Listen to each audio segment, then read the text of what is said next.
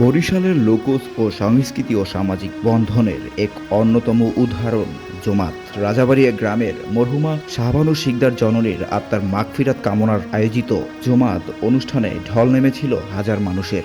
বিশিষ্ট ব্যক্তিত্ব ফারুক শিকদার ও জামাল শিকদারের মায়ের মৃত্যুতে আয়োজিত এই বিশাল মেহমানদারি ও দোয়া অনুষ্ঠানটি পরিণত হয়েছিল দোয়া মাহফিলে। সকাল থেকেই রাজাবাড়িয়া গ্রামের শিকদার বাড়িতে এক উৎসব মুখর পরিবেশ বিরাজ করেছিল। কয়েক হাজার মানুষের আপ্যায়নের জন্য বাড়ির আশেপাশে বিশাল প্যান্ডেল তৈরি করা হয়েছিল। ডেকসিতে রান্না করা হয়েছিল বরিশালের ঐতিহ্যবাহী গরুর মাংসের রেজালা, ডাল এবং সুগন্ধি ভাত।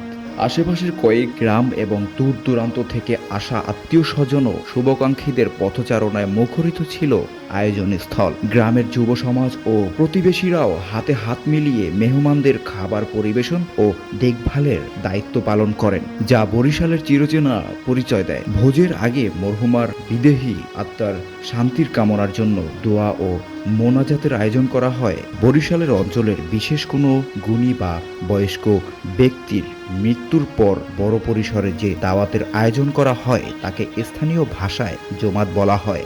জামাল শিকদার ও ফারুক শিকদারের মায়ের প্রতি শ্রদ্ধা ও ভালোবাসা জানাতে এই বিশাল আয়োজন করা হয়েছিল। তাদের মতে মায়ের দোয়া করাই মূল উদ্দেশ্য। হাজারো মানুষ তৃপ্তি ভরে খেয়ে যদি মন থেকে দোয়া করে তবেই এই আয়োজনের সার্থকতা।